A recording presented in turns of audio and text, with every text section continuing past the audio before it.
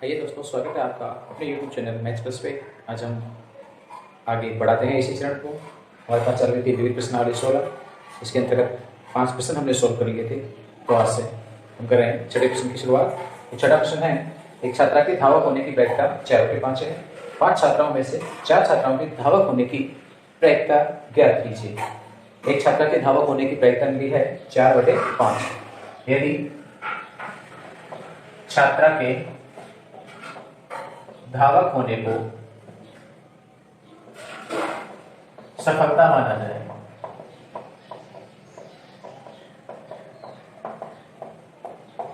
तो सफलता की प्रायिकता P दी गई है आपको 4/5। तो असफलता की प्रायिकता, छात्रा के धावक नहीं होने की प्रायिकता क्यों निकाली जा सकती है 1 - P की सहायता से। तो ये मान होगा 1 - 4/5 यानी 1/5। नेक्स्ट देखते हैं, छात्राओं में से 5 छात्राओं में से 4 के धावक होने की प्रायिकता पूछी गई है। कुल छात्राएं 5, इसलिए n बराबर 5। 5 छात्राओं के लिए 5 स्वतंत्र होंगे, इसलिए 5 स्वतंत्र प्रश्न बर्नौली प्रश्न के रूप में होंगे। तो बर्नौली प्रश्नों की संख्या n5 ही पता है। क्यों पता है? तो 5 में से 4 के लिए, क्योंकि बर्नौली प्रमेय की सहायता से हम जानते हैं r सफलताओं की प्रायिकता NCR p की पावर r q की पावर n माइनस r होती है। हम इससे मान रखेंगे p x = 4 छात्राओं के धावक होने की प्रायिकता यानी 4 सफलताएं मिलेंगी। तो यह जाएगा n की जगह पर 5, c r की जगह पर 4, p की जगह पर 4/5 होल पावर r का मान 4, q की जगह 1/5 होल पावर 5 - 4 कितना 1, और एक हाथ हम लिखते नहीं है।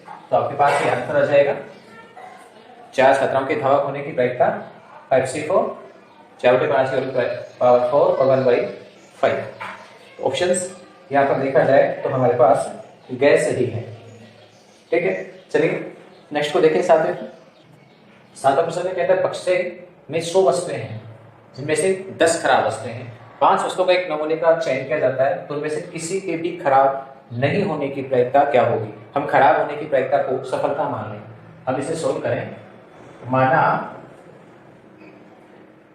वस्तु के खराब होने को सफलता माना जाए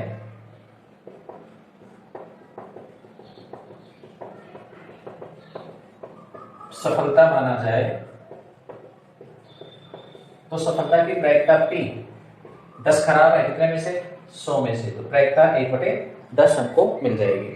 असफलता की प्रायिकता यानी Q 1 - P होता है, 1 - 1/10 यानी 9/10। अब क्या पूछा गया है? कोई भी वस्तु खराब नहीं होने की प्रायिकता।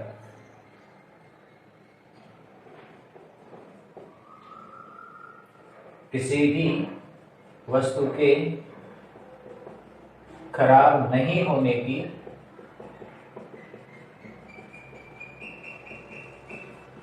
प्रायिकता। देखिए यहाँ 5 वस्तुओं का नमूना हम यूज ले रहे हैं, तो n का मान क्या होगा यहाँ पे 5। क्यों? क्योंकि 5 वस्तुएं निकालना अपने आप में खुद स्वतंत्र घटनाओं के रूप में रहेंगी। तो स्वतंत्र प्रश्न होंगे, स्वतंत्र प्रश्नों की वजह से हम n बराबर 5 कहेंगे इसे। तो 5 वस्तुओं में से किसी के भी खराब नहीं होने की, यानी हमें x = 0 के लिए प्रायिकता चाहिए।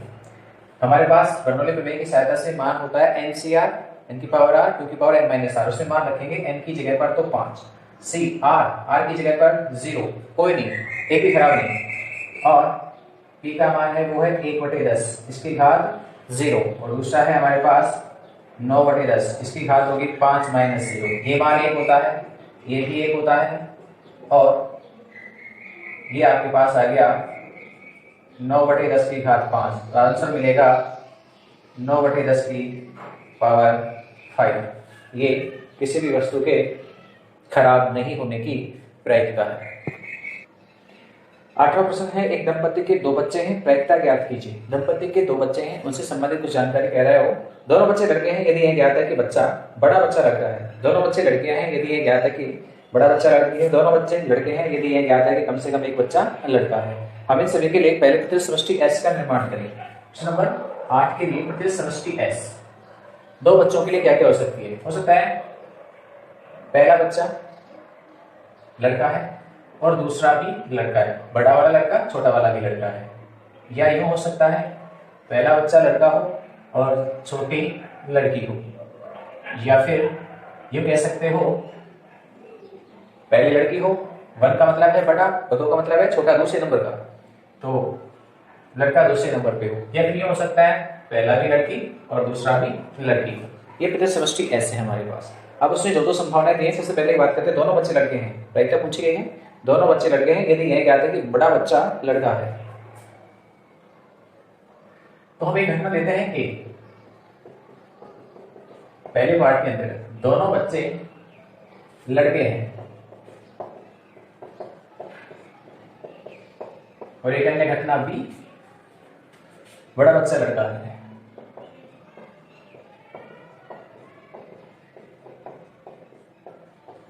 ये दो घटनाएं, दोनों के अंतर्गत क्या क्या परिणाम आएंगे? ए, दोनों बच्चे लड़के हैं B1 B2 और घटना B, इसके अंतर्गत बड़ा बच्चा लड़का है यानी B1 B2 और यहां मिल रहा है B1 G2। ये दो परिणाम ऐसे हैं जिनमें पहले लड़का है, बड़ा लड़का है और छोटे से का मतलब नहीं है कौन है। तो ये दो घटनाएं हमारे पास, इसमें B ज्ञात है, इसे हमें ज्ञात करना है। तो B ज्ञात है तो NB, ये जो वैल्यूज हमारे पास आई वो कितनी है? 2। जबकि A इंटरसेक्शन B की बात करें हम, इन दोनों में क्या कॉमन है? B1 B2, it means N A intersection B का मान कितना आया? 1। इसलिए PA/B, जब ये ज्ञात है कि बड़ा बच्चा लड़का है तो दोनों बच्चों के लड़का होने की प्रायिकता क्या है? ये कंडीशनल प्रोबेबिलिटी से प्रतिबंध प्रायिकता सूत्र होता है N A इंटरसेक्शन B बटे NB। मान रखेंगे N इंटरसेक्शन B का 1 और NB का कितना है? 2। तो आपके पास आंसर आ जाएगा 1/2। सेकंड पार्ट को भी देख लेते हैं साथ साथ। सेकंड में कहता है दोनों बच्चे लड़कियां हैं, इस बार हम घटना E1 ले लेते हैं, दोनों बच्चे लड़के हैं। पहले से उल्टा हो गया है और एक दूसरी घटना E2 जो कि ज्ञात है, बड़ा बच्चा लड़की है।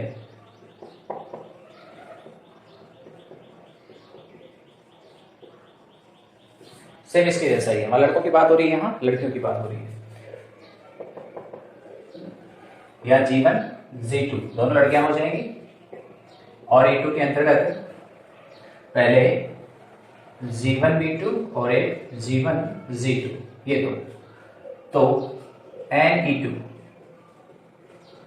दो संख्या में, जबकि E1 इंटरसेक्शन E2 इसमें मात्र एक ही मान है G1 G2 G1 G2, ये आपके पास दोनों में कॉमन भाग।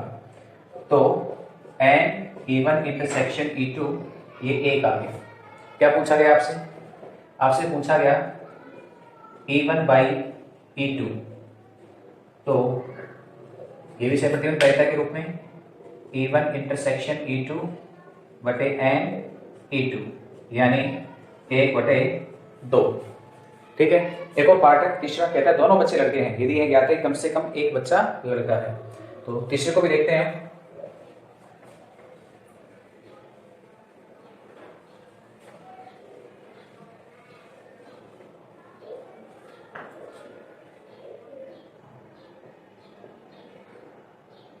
तीसरा कह रहा है ए, दोनों बच्चे लड़के हैं और एक ज्ञात घटना है बी, कम से कम एक बच्चा लड़का है। तो ए तो वही रहेगी जो पहले थी, B1 B2 दोनों ही लड़के हैं, लेकिन बी में कम से कम एक बच्चा लड़का है। पहले वाले में है एक लड़का, दूसरे में भी है एक लड़का, तीसरे में भी है एक लड़का।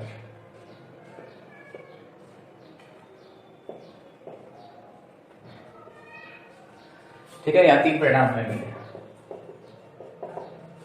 कॉमन देखो दोनों में, A intersection B B1 B2 यानी N A इंटरसेक्शन B का जो मान है वो 1 है। क्या पूछा गया? A/B की प्रायिकता, ये घटित हो तब इसके घटित होने की प्रायिकता N A intersection B by NB। मान रखेंगे 1 और एन बी की जगह पर 3, तो आंसर आ जाएगा 1/3। तो ये 8वां था। चलिए नेक्स्ट को देखें। प्रश्न नंबर 9 है 1 से 11 तक के पूर्णांकों में से यदि दो पूर्णांकों को चुना गया है, दोनों पूर्णांकों के विषम होने की प्रायिकता ज्ञात कीजिए। यदि यह ज्ञात है कि दोनों पूर्णांकों का योग सम है, 1 से 11 तक के आपके पास पूर्णांक है, उनमें से 2 का चयन होता है।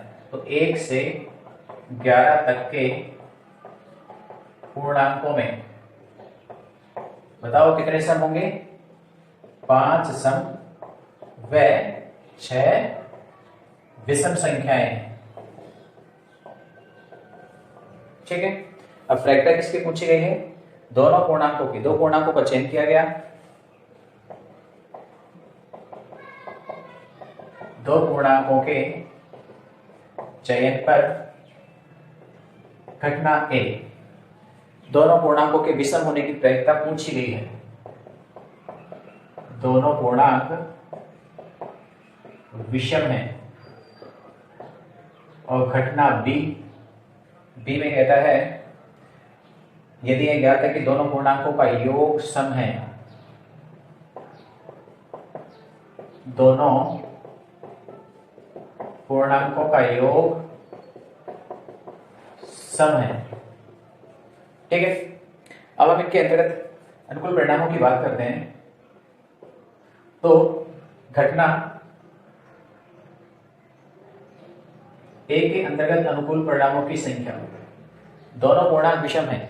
कुल कितने पूर्णांक है? हमने लिखा है 6 विषम पूर्णांक है, 6 में से 2 का चयन होना चाहिए। तो कितने प्रकार से होगा? 62 प्रकार से। ये एन ए यानी घटना ए के अंतर्गत अनुकूल परिणामों की संख्या है। 6 विषम पूर्णांकों में से 2 का चयन होगा, तभी हमारे पास दोनों के दोनों विषम पूर्णांक होंगे। ऐसा नहीं 11 में से 2 कर करेंगे, उसमें तो सम और विषम दोनों भी आ सकते हैं। एन बी की हम बात करें तो क्या होगा? दोनों पूर्णांकों का योग सम होना चाहिए। अब हम इतना जानते हैं, दो विषम पूर्णांकों का योग भी सम होता है और दो सम पूर्णांकों का योग भी सम होता है। तो पहले दो सम पूर्णांकों में से हम 2 का चयन करते हैं क्योंकि उनका योग सम ही रहने वाला है। या दो सम पूर्णांक नहीं है तो दोनों विषम होंगे और विषम में से 2 का चयन, दो विषम पूर्णांक उनका योग भी सम होगा और दो सम पूर्णांकों का योग भी सम होगा। तो ये दोनों कंडीशंस आ गई हैं, या तो दोनों विषम होंगे, सम होंगे, या फिर दोनों ही पूर्णांक विषम होंगे। तो इन दोनों को कंबाइंड रूप में हमने एनबी के रूप में लिखा है। यह घटना ए की प्रायिकता पूछी गई है, दूसरे नंबर पे आपको दे रखी है। इन दोनों में क्या चीज कॉमन मिल रही है आपको? एन ए इंटरसेक्शन बी, दोनों में क्या कॉमन होगा? दोनों में विषम, दो विषम पूर्णांकों का योग है, वो कॉमन आएगा, यानी 6c2। इसलिए P A by B से प्रतिबंध प्रायिकता की सहायता से हम इसे निकाल सकते हैं। A इंटरसेक्शन B बटे में एन बी मान रखेंगे हम इसमें। एन इंटरसेक्शन बी की वैल्यूज है 6c2 और ये 5c2 प्लस 6c2। सरल करेंगे, ये हो जाएगा 6 × 5 अपॉन 2 × 1, नीचे 5 × 4 अपॉन 2 × 1 और ये हो जाएगा 6 × 5 अपॉन 2 × 1। ध्यान से देखिए 2 × 1 2 × 1 2 × 1 ये कॉमन आएगा नीचे और 2 × 1 से 2 × 1 कट जाएगा। क्या क्या बचा? 30 और यहाँ 20 प्लस 30 कितने हो गए? 30/50 या कहें तो 3/5। ये हमारे पास प्रायिकता आ गई। ठीक है, चलिए नेक्स्ट देखते हैं। 10वां प्रश्न देखिए। एक आणविक संरचना के दो सहायक निकाय ए तथा बी है। पूर्ववर्ती निरीक्षण द्वारा निम्न प्रायिकताएं ज्ञात है। पी ए का असफल होना, ए का असफल होना 0.2, केवल बी का असफल होना 0.15 और ए तथा बी का असफल होना, ए तथा या ए और बी का असफल होना। तो ए के असफल होने को मैं पी ए बार से रिप्रेजेंट करता हूं। केवल बी का असफल होना क्या कहलाएगा? बी किंतु ए नहीं, माइनस या बी इंटरसेक्शन ए बार। केवल बी का असफल होना, केवल बी का असफल होना। तो यहां यूं कह लीजिए आप कि केवल बी असफल हो रहा है लेकिन ए नहीं हो रहा है, तो इस रूप में मान हो गया। नेक्स्ट ए तथा बी का असफल होना। अब इस वाले मान को चाहे तो यूं भी कह सकते हो ए बार, बी किंतु ए नहीं। ठीक है, तो यहां ए तथा बी का एसएफएल होना, हम इसे कह सकते हैं P A bar intersection B bar. A SFL और बी एसएफएल दोनों ही एसएफएल है। तो यहां सबसे पहले हम बी के एसएफएल होने की प्रायिकता निकालते हैं। फर्स्ट में किसकी निकालते हैं? बी के एसएफएल होने की। तो बी का एसएफएल होना यहां से मिलेगा P B bar minus A bar. हम इसको क्या कह सकते हैं? पी बी बार माइनस में P A bar intersection B bar. सूत्र है हमारे पास पी ए माइनस बी, तो होता है A minus P A intersection B. को बार में है तो बार में लिख दिया गया है। तो यहाँ ये वैल्यूज हमारे पास 0.15 है। पी बी बार हमको पता नहीं है और ये भी हमारे पास 0.15 दे रखा है। 0.15 पक्षांतर कर देंगे, इधर आके जुड़ जाएगा तो हो जाएगा 0.30। ये क्या है? पी बी बार, या कह सकते हैं बी का असफल होना।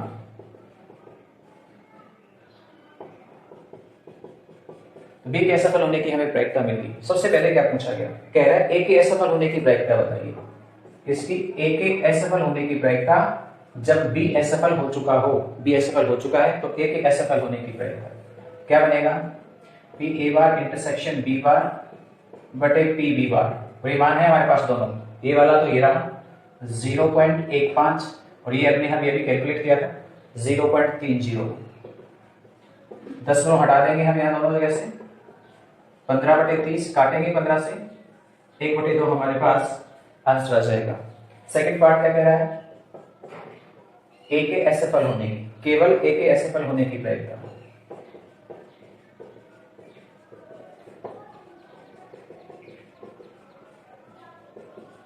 केवल ए का एसएफएल होना, यानी ए नहीं किंतु बी नहीं, तो क्या मिलेगा? पी ए बार माइनस का P A bar intersection B bar. वही फॉर्मूला फिर से यूज आ रहा है। पी ए बार का मान हमें पता है 0.2 और ए बार इंटरसेक्शन बी बार का 0.15। घटा दीजिए तो यहाँ 2 अंक है, यहाँ 1 है, आप इसके आगे 0 यूज ले सकते हैं। 20 में से 15 घटा देंगे 5, तो 0.05 ये हमारे पास प्रायिकता है। ठीक है, नेक्स्ट देखते हैं। 11वां है, माना ए तथा बी दो स्वतंत्र घटनाएं हैं। ए और बी दोनों स्वतंत्र घटनाएं हैं। इसमें P A intersection B equal to क्या मिलेगा? 0। चलिए, स्वतंत्र घटनाएं हैं इसलिए पी ए डॉट पी। ठीक, आगे क्या कहता है? दोनों घटनाओं के एक साथ घटित होने की प्रायिकता 1/8 है। दोनों घटनाएं एक साथ घटित हों यानी ए इंटरसेक्शन बी, इसकी प्रायिकता 1/8 है। वह दोनों घटनाओं के घटित नहीं होने की प्रायिकता 3/8 है। दोनों घटनाएं घटित नहीं हो रही, ए नहीं और बी नहीं, ये है 3/8। तो क्या कह रहा है? घटना ए और घटना बी की प्रायिकता ज्ञात कीजिए। ए और बी दोनों की प्रायिकताएं हमें ज्ञात करनी है, हमें पता नहीं, मान लेते हैं। माना P A equal to X और P B equal to Y. तब फर्स्ट वाले क्या करते हैं? क्या कह रहा है? P intersection B equal to 8, P A intersection B equal to 1/8। पर ये तो स्वतंत्र घटनाएं हैं, तो P A dot P B equal to 1/8, या फिर पी ए को हमने क्या माना? x और पी बी को y, तो X Y equal to 1/8 number 1। और सेकंड पे आते हैं, पी ए नहीं और बी नहीं के ऊपर, इस वाले कंडीशन के ऊपर, तो ये क्या देती है आपको? पी ए नहीं और बी नहीं, ये मान 3/8 है। स्वतंत्र घटनाएं हैं तो पी ए बार और P B bar equal to 3/8। P A bar को कह सकता हूं 1 माइनस का पी ए और पी बी बार को 1 माइनस का पी बी। मान रखेंगे 1 माइनस एक्स, यहाँ 1 माइनस वाई, 3/8। इनको गुणा कीजिए दोनों, एक को 1 से 1, एक को x को 1 से माइनस का x, एक को माइनस वाई से माइनस वाई, माइनस माइनस गुणा के प्लस का एक्स वाई बराबर में 3/8। हम समीकरण 1 से मान रख देंगे, तो क्या मिलेगा? समीकरण 1 से मान रखेंगे तो 1 माइनस एक्स माइनस वाई और प्लस एक्स वाई की जगह पर 1/8 बराबर में 3/8। तो यहां से 1 प्लस 1/8 माइनस 3/8 बराबर x प्लस वाई आ जाएगा। हम यहाँ लघुत्तम लेंगे, 8 आएगा तो क्या हो जाएगा 8 प्लस 1 माइनस 3/8, तो ये x प्लस वाई। तो 9 में से 3 कम कर देंगे 6, काट सकते हैं हम, तो x प्लस वाई का मान 3/4 मिल जाएगा। ये तो x प्लस वाई है हमारे पास, यानी घटना ए और घटना बी दोनों की प्रायिकताओं का योग है, पर हमें तो दोनों अलग अलग चाहिए। तो हम क्या करेंगे, x माइनस वाई को कैलकुलेट करेंगे, और x माइनस वाई को कैलकुलेट करने के लिए हमने फॉर्मूला पढ़ा है 10th क्लास में। क्या होता है, x प्लस वाई का होल स्क्वायर माइनस में 4x वाई। तो ये वैल्यूज हमारे पास आ जाएगी। याद करें, x minus Y root x plus Y की जगह पर 3/4 और 4 एक्स वाई की जगह पर 1/8 सॉल्व कीजिए तो कितना आएगा x माइनस वाई, ये 9/16 और ये 4/8।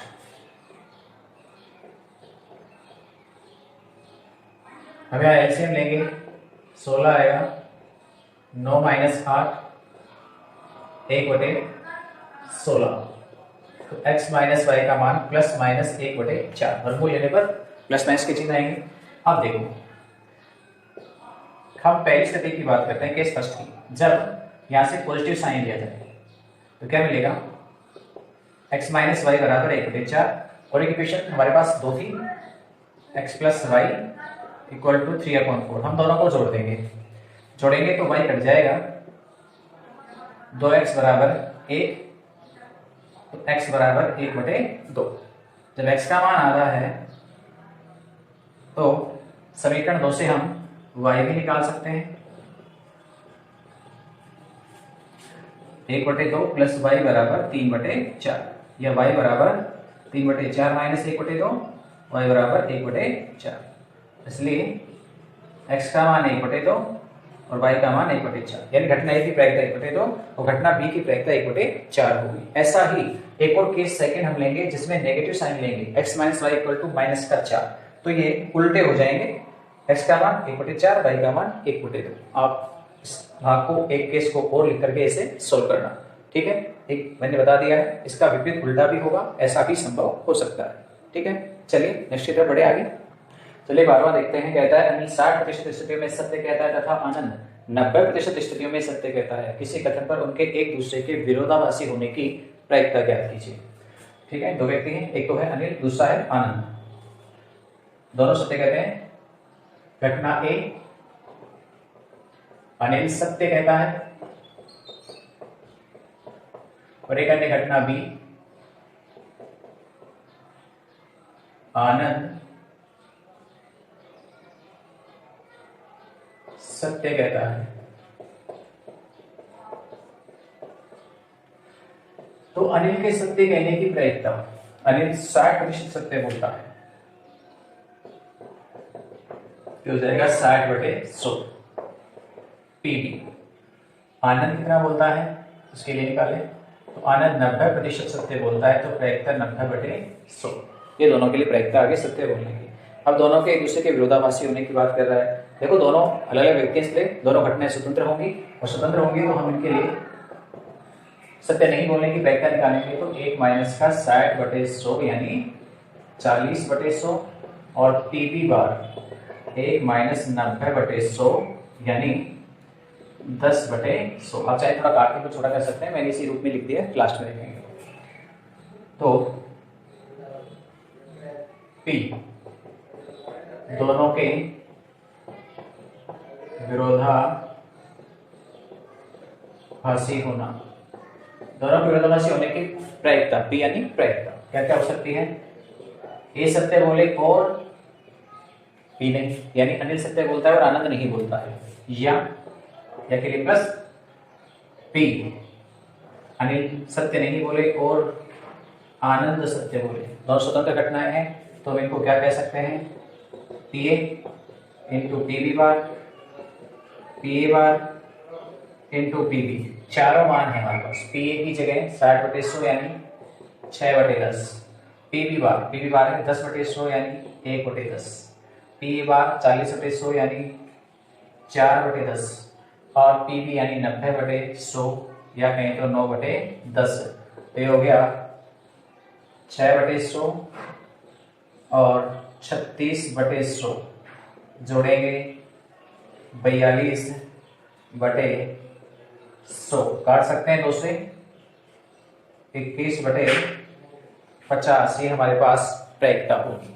ठीक है, चलिए नेक्स्ट देखें 13वां प्रश्न कहता है 3 व्यक्ति ए बी व सी बारी बारी से सिक्का उछालते हैं, जिसके पहले जीत आता है वही जीतता है।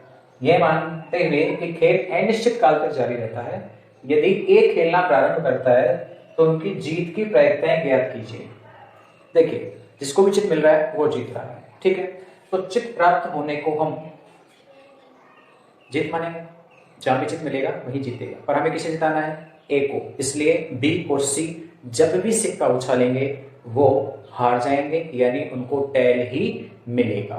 ठीक है, अब मैं जीतने की घटना को तो एच से और हारने की घटना को किससे? टी से रिप्रेजेंट कर रहा हूं। एक सिक्का उछालने पर एच व्यक्ति जीत जाता है, हेड मिलते ही जीत जाता है, और टेल पर व्यक्ति हार जाता है। ठीक है, तब ए के जीतने की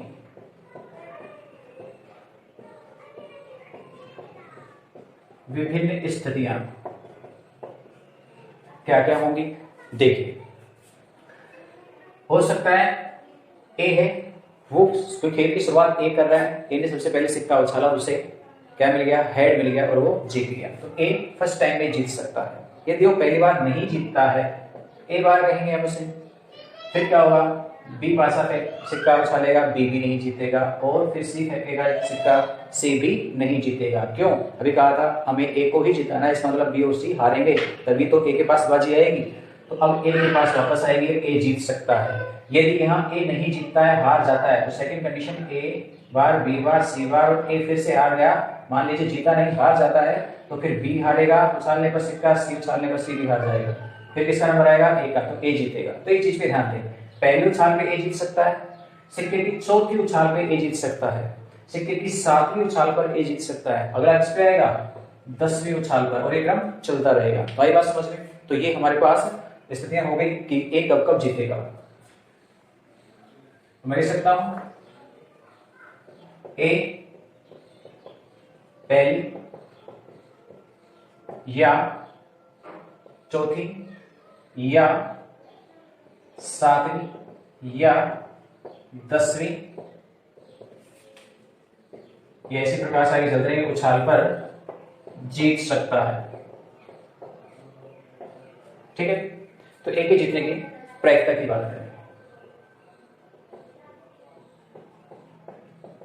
ए के जीतने की प्रायिकता देखो, हो सकता है ए फर्स्ट में ही जीत जाए, यानी उसे एच मिल जाए, या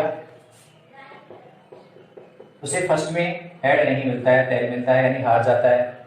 फिर कौन सी?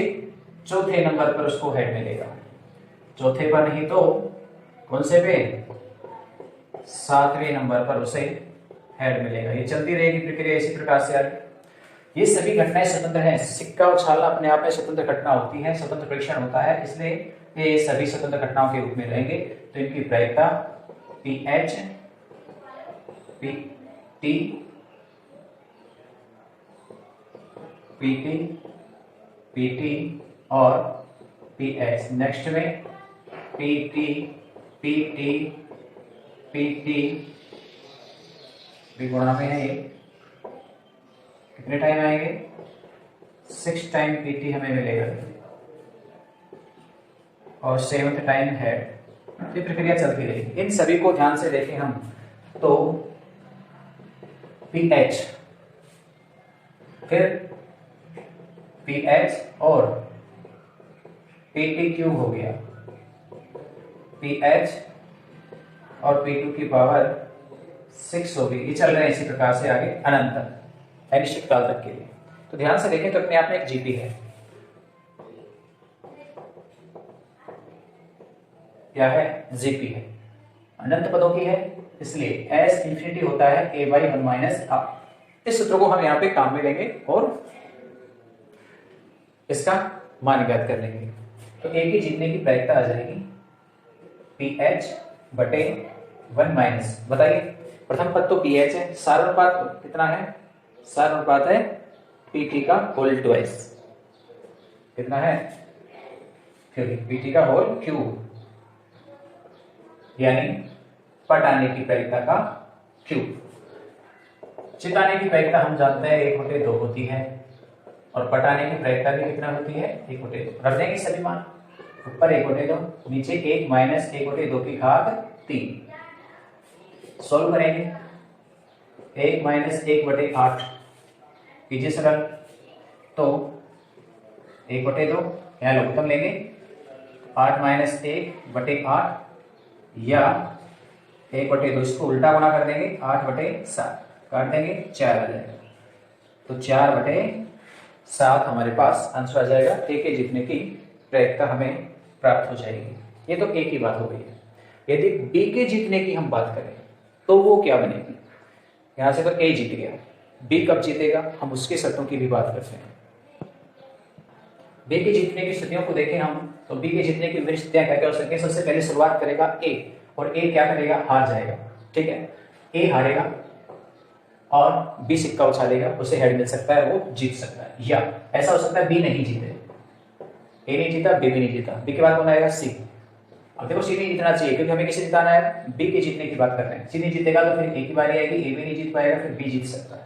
बी नहीं जीतेगा तो ऐसा हो सकता है कि ये प्रक्रिया हो आपके पास, बी भी नहीं जीत पाए, तो फिर सी भी नहीं जीतेगा, फिर ए फेंकेगा, ए नहीं जीतेगा, फिर बी जीत सकता है। तो यहाँ पे देखिए बी कब कब जीतेगा, बी जीतेगा दूसरी उछाल में, बी जीतेगा पांचवी उछाल में, बी जीतेगा आठवीं उछाल में, दूसरी, पांचवी, आठवीं, ठीक है। तो इसी क्रम में चलते रहेंगे, 2, 5, 8, 11, 14 इन उछालों में बी जीतेगा। तो हम बी की जीतने की विभिन्न स्थितियों को लिखना चाहें तो कौन कौन सी उछाल में, बी दूसरी, पांचवी, आठवीं, 11वीं उछालों में जीत सकता है।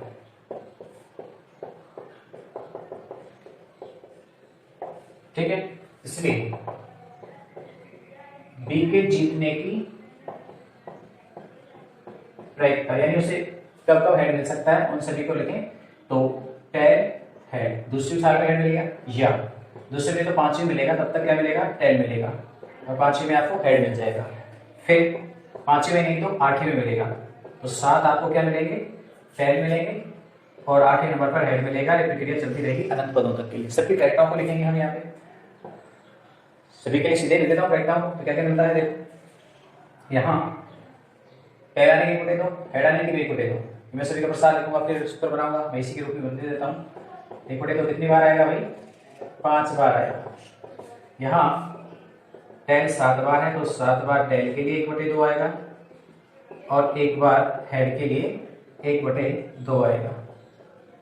ठीक है, तो ये सभी, अगर इनको कंबाइंड रूप में लिखना चाहूं तो 1/2 का स्क्वायर, 1/2 यहाँ पर हो जाएगा, मान कितना सभी के पास 5, भाई जितने पद है 5, उसके बाद 8, 1/2 की 8, फिर चलते रहेंगे इसी प्रकार से आगे अनंत पदों तक।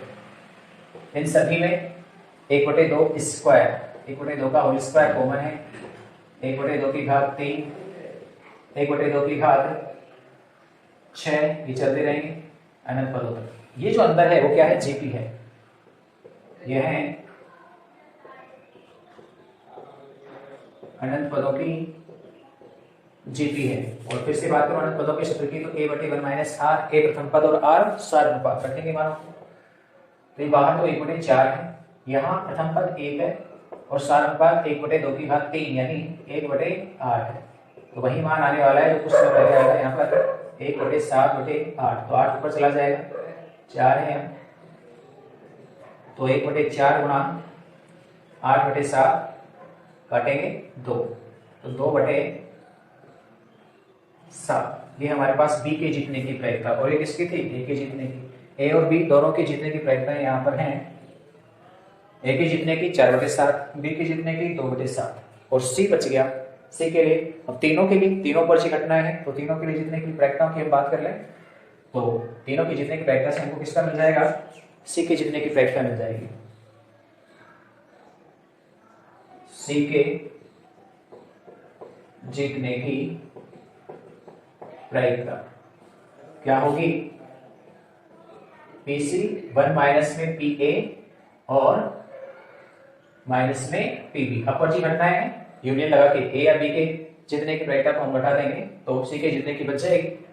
तो यहाँ 1 माइनस पी अपर जी घटना होने की वजह से कितना ही घटेगा, केवल एक को माना आया था 4/7 ए का तो, और बी का आया था 2/7 तो 7 4 माइनस 2 तो 7 में से 6 घटाएंगे 1/7 तो सी के जितने की, ए के जितने की 4/7, बी के जितने की 2/7 और सी के जितने की 1/7। जो सबके लास्ट में उछालेगा उसके जितने की संभावना सबसे कम होगी। चलिए नेक्स्ट क्वेश्चन देखते हैं।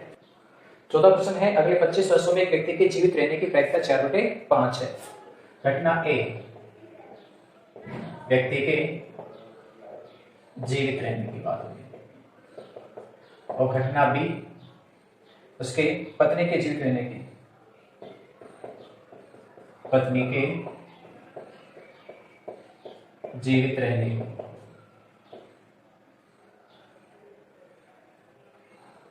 पत्नी का जीवित रहना ये घटना है डी, और व्यक्ति का जीवित रहना ये घटना है ए।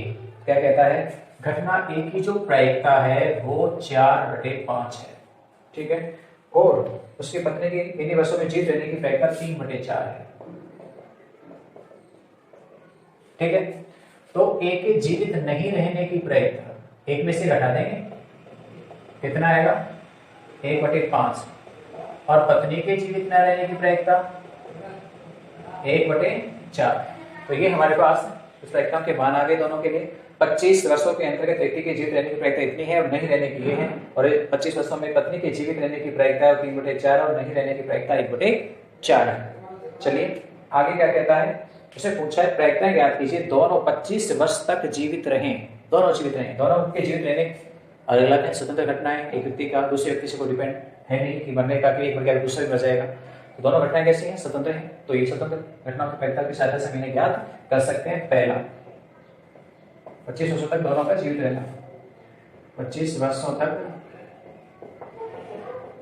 दोनों जीवित रहे,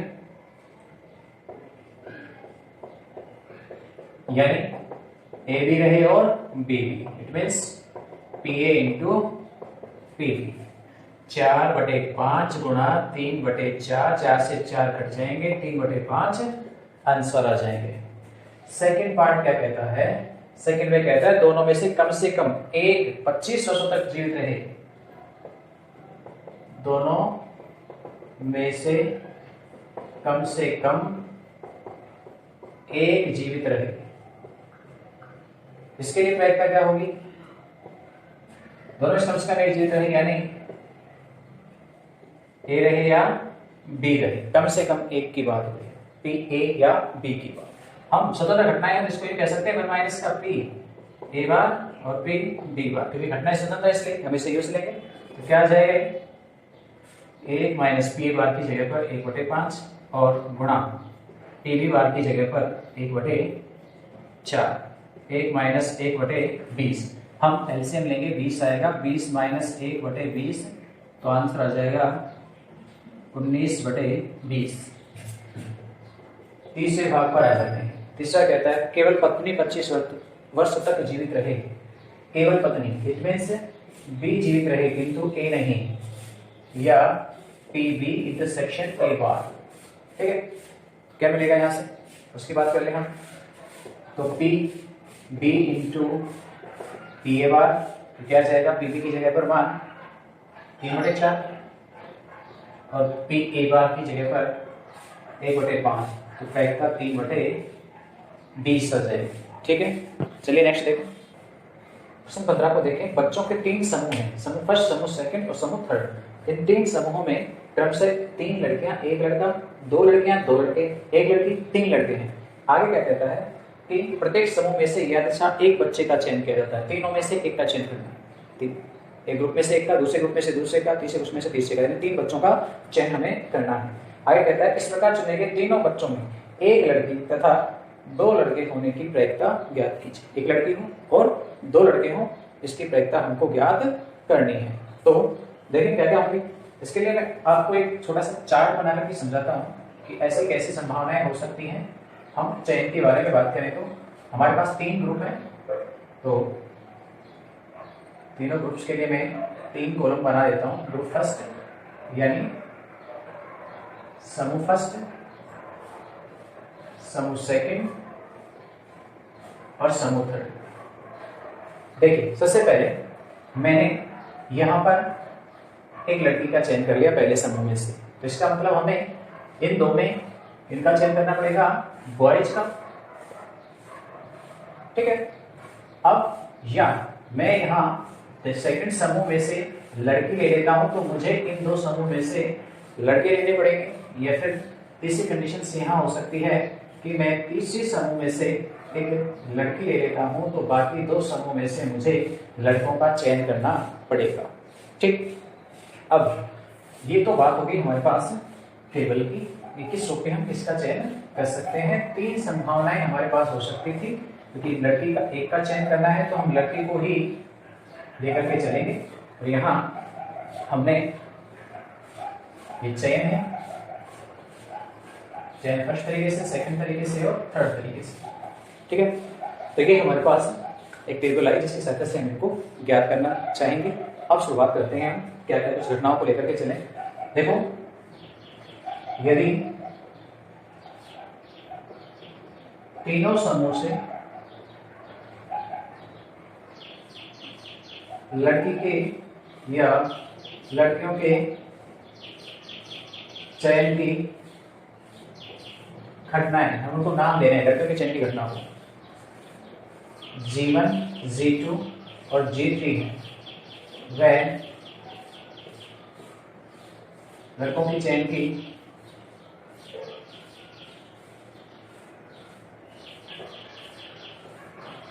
घटनाएं क्रम से B1, B2 एक क्रम में है भाई, ये थोड़ा सा ध्यान रखना, क्रम से B1, B2, B3 है। तब G1 की प्रायिकता निकाल दे। सबसे पहले हम पहले ग्रुप में से एक लड़की का चयन करने के प्रायिकता कितनी होगी। 3 लड़कियां हैं और टोटल 4 बच्चे हैं, तो 4 बच्चों में एक लड़की का चयन कितने प्रकार से हो सकता है, 3/4 इसकी प्रायिकता हो जाएगी। G2 यानी दूसरे समूह में से लड़की के चयन की प्रायिकता कुल 4 है, जिसमें से 2 लड़कियां हैं, तो प्रायिकता 2/4। और G3 तीसरे समूह में से एक लड़की के चयन की प्रायिकता 1/4। B1 पहले समूह में से एक लड़की के चयन की प्रायिकता एक ही लड़का है, तो प्रायिकता 1/4। B2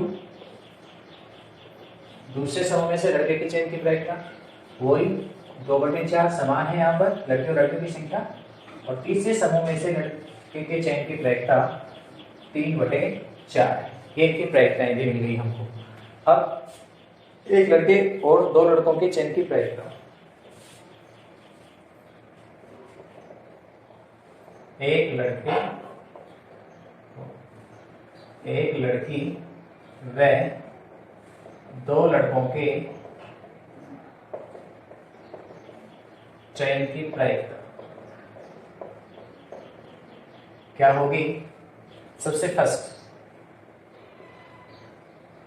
पहले ग्रुप में से लड़की, दूसरे ग्रुप में से लड़का और तीसरे ग्रुप में से भी लड़का, या के लिए प्लस पहले ग्रुप में से लड़का, दूसरे में से लड़की और तीसरे में से लड़का, या पहले ग्रुप में से लड़का, दूसरे में लड़का और तीसरे में लड़की। तीनों के तीनों कंडीशंस ही स्वतंत्र घटनाओं की हैं, तो इन सभी की प्रायिकताओं को लिख सकते हैं। Pg1 आप अलग अलग लिखना चाहो अलग लिख दीजिए, Pg1 Pb2 into Pb3 Pb1 Pg2 Pb3 और Pb1 PB2 PG3 मान रखे सभी के। PG1 का मान हमारे पास वहां पर है 3/4, PB2 का भी है वहां पर, PB2 नीचे आ रहा है 2/4 और PB3 का 3/4 प्लस PB1 है 1/4, PG2 2/4, PB3 3/4। नेक्स्ट B1 का मान 1/4, B2 का मान 2/4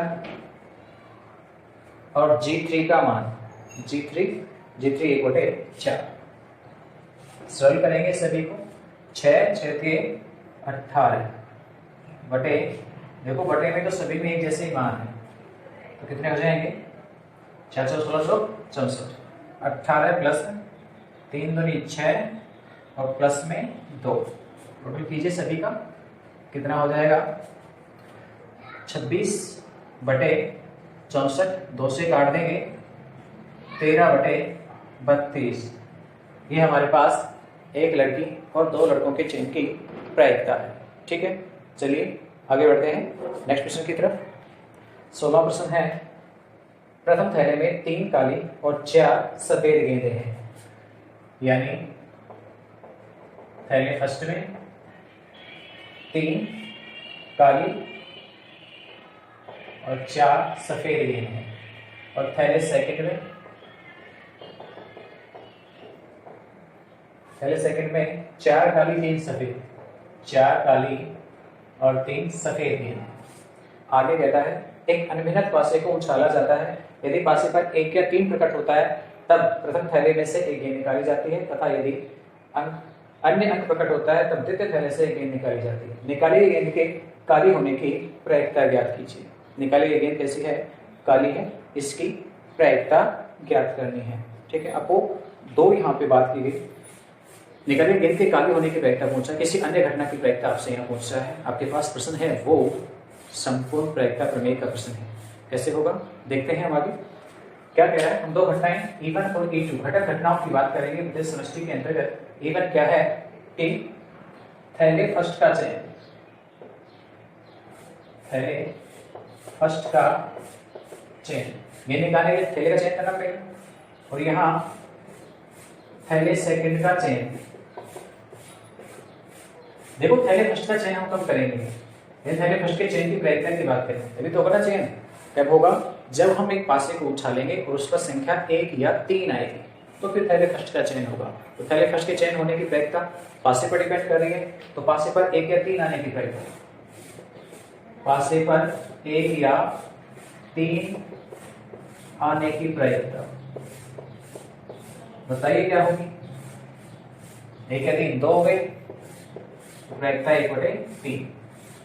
PE2 दूसरे थैले का चयन कब होगा, उसकी प्रायिकता पासे पर अन्य अंक यानी 2 4 5 6 आने की प्रायिकता 4/6 या कहें तो 2/3। ठीक है, दोनों घटनाएं परस्पर अपवर्ज्य हैं, दोनों का योग है तो विद्युत समष्टि S की प्रायिकता के बराबर यानी 1 के बराबर होता है। तो यहाँ एक अन्य घटना A,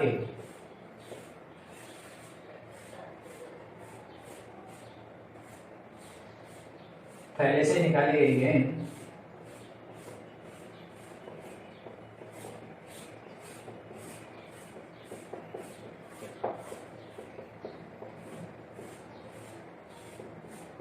जो थैले से गेंद निकाली गई है, कोई से भी निकाली गई हो, कैसी है, काली है, इसकी प्रायिकता ये हमें चाहिए, एक ही प्रायिकता। हम पहले A/E1 को देखें, पहले के अकॉर्डिंग काली गेंद निकलने की प्रायिकता, थैले फर्स्ट का चयन और उसमें से काली गेंद निकलने की प्रायिकता, काली कितनी है 3, तो प्रायिकता कितनी होगी 3/7। वह दूसरे थैले का चयन हुआ तो काली गेंद निकलने की प्रायिकता 4/7। हमें किसकी प्रायिकता चाहिए, घटना A की, निकाली गई गेंद काली हो, इस बात की क्या प्रायिकता है, किससे निकलेगा, संपूर्ण प्रायिकता प्रमेय से। याद है फॉर्मूला, PA PE1 A/E1 और दूसरी घटना E2 और E2 के संगत घटना A की प्रायिकता। दोनों के मान रखेंगे, P1 की जगह पर मान 1/3 और A/E1 हमने निकाला 3/7। A/E2 की बात करें तो P/E2 की वैल्यू है 2/3 और A/E2 की है 4/7। सॉल्व कर लेंगे दोनों, 3/21 और यहाँ 8/21, टोटल 11/21। ये काली गेंद निकलने की प्रायिकता है। तो आज के वीडियो में इतना ही, ठीक है। बाकी हम नेक्स्ट वीडियो में लेके आएंगे सिचुएशंस। तब तक के लिए धन्यवाद।